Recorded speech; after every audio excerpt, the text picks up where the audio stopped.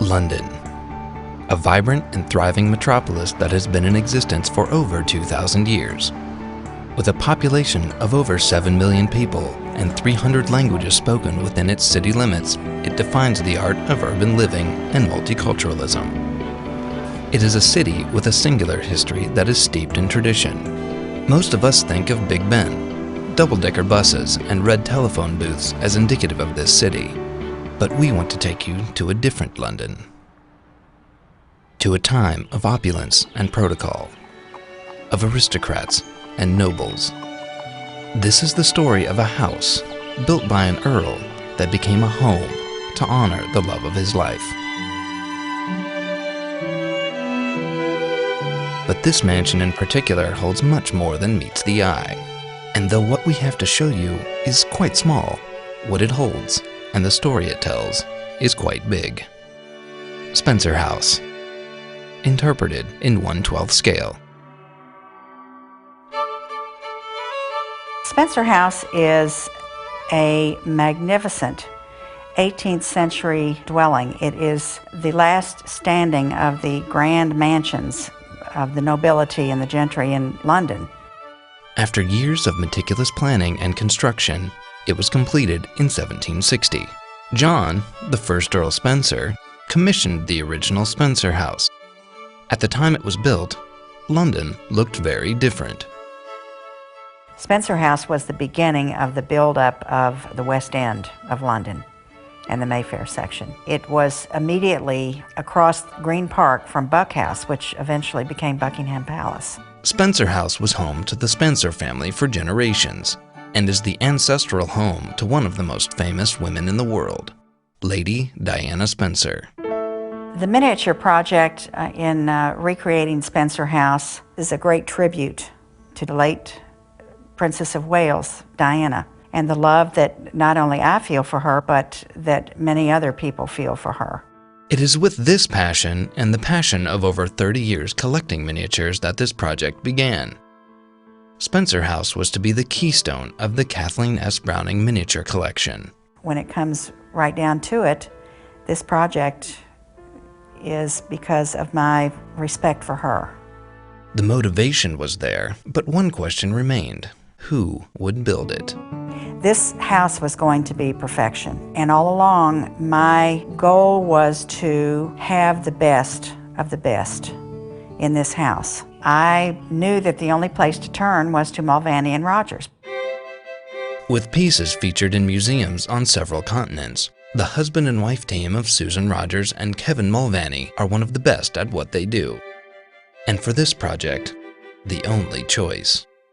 We make architectural miniatures, very highly detailed versions of historic buildings from mainly Europe, and they're built to the highest standard, which is known in the industry as museum quality. We were contacted by Mrs. Browning, who said, "I absolutely love this house in London. Do you know it?" And we knew of it, but actually we'd never ever seen it. So she said, "Right, well, I'm coming over. Please come and join me and we'll go and have a look at it together." And we were just absolutely blown away. It was the most beautiful house. And we were so thrilled. We said, yes, we'll do it, we'll do it. However we managed to do it, we will do it. And so, in October 2002, the project to recreate Spencer House in miniature began. Our studio is located in the village of Holt, which is near Bath in England. It's in the grounds of our house, so we're very close to the garden and we really enjoy looking out of the windows every day and just being in a beautiful environment.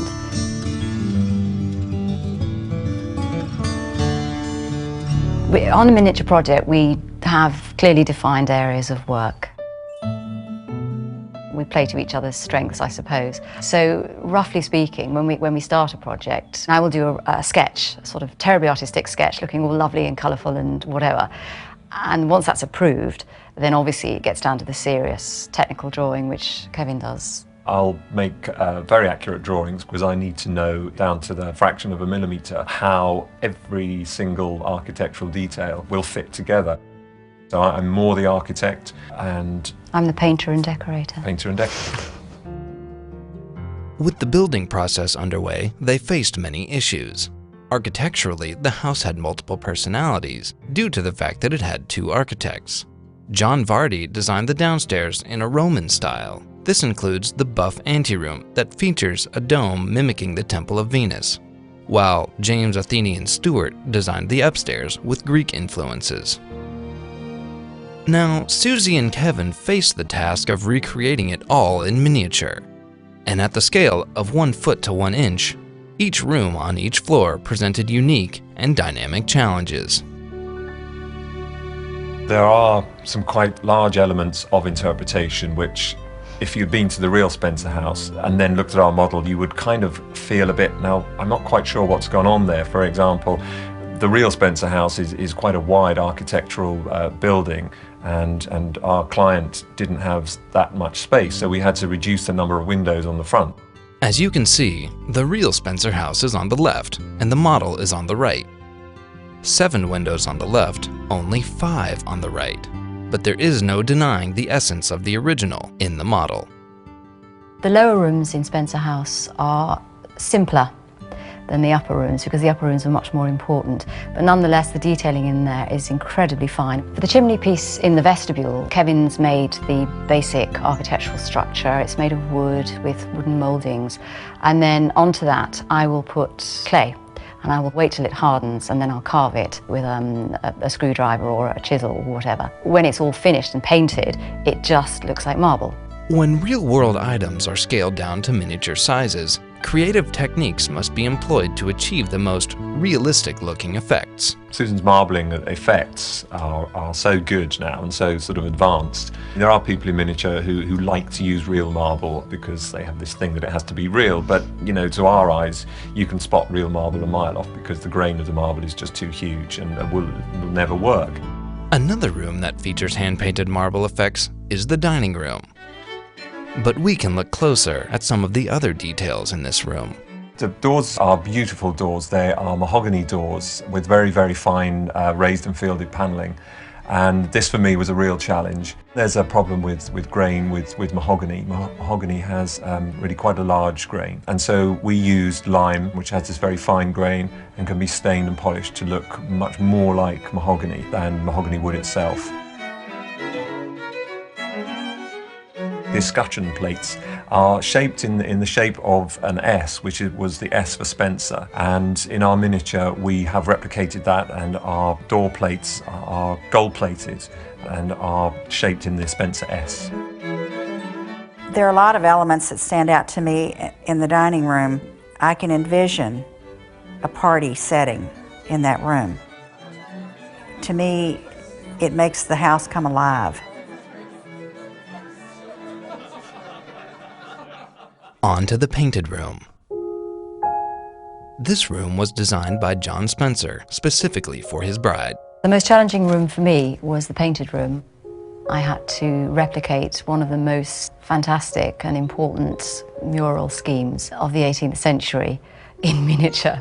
As I worked my way through it, I did actually really begin to understand the whole design behind it, the original concept. The house is a testament to the newlywed Earl and Countess Spencer, celebrating love, fidelity, matrimony. It also pointed to the fact that their marriage was such a perfect one. It was based on love, and it was based on respect and the joy that they had of sharing life together.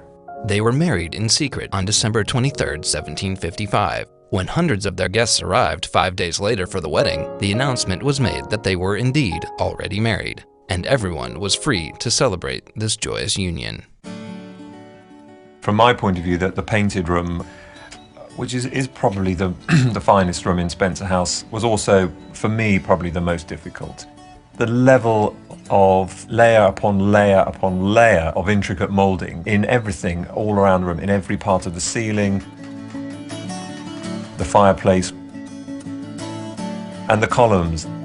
There are 3 different types of column in the room, some tiny but really quite small fluted Corinthian columns and some larger Corinthian fluted columns, which are very difficult to construct. It really is quite difficult for us, I think, to look back at it and think, gosh, did we do that? Because, you know, the level of detail in there is so intense. And right down the hall from the painted room is an even greater one. So much so that it garners its name from being just that. The main challenge of the Greig Room was this huge coffered ceiling, which is about a metre long and is full of all kinds of different techniques that are needed to construct it. Many rubber molds were used to replicate detail, and it would be a case of making one segment of a part, moulding that, remoulding again. So the ceiling for me there was a major challenge.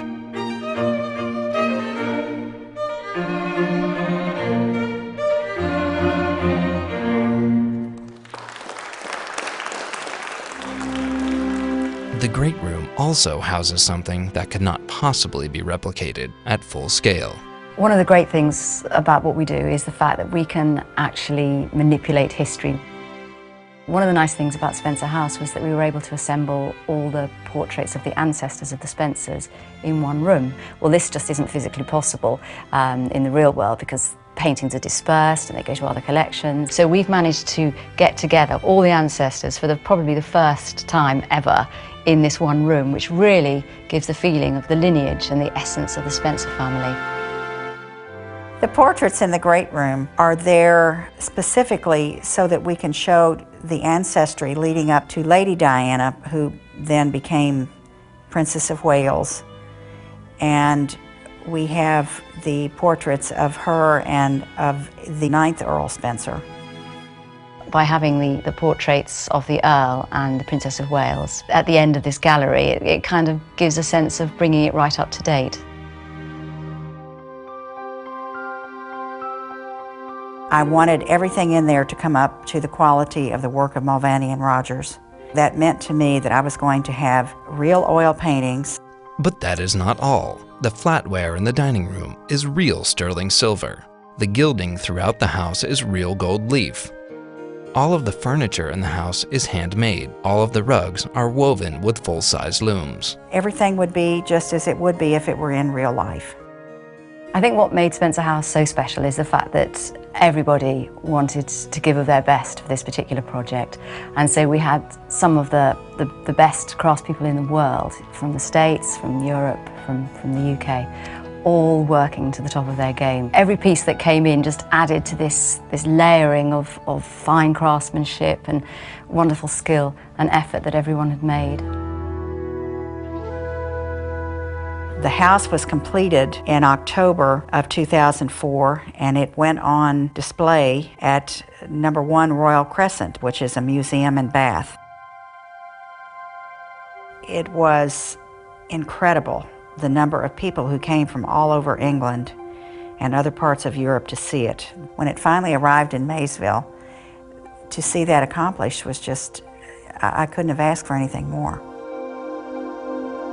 And thus, Spencer House will be on permanent display here at the Kentucky Gateway Museum Center. The collection at the beginning was just for my own use to play with, and as I accumulated through the years these wonderful pieces, and many of those pieces are in Spencer House now, I realized it had to be shared with the community and with surrounding areas. It's a tremendous feeling of excitement.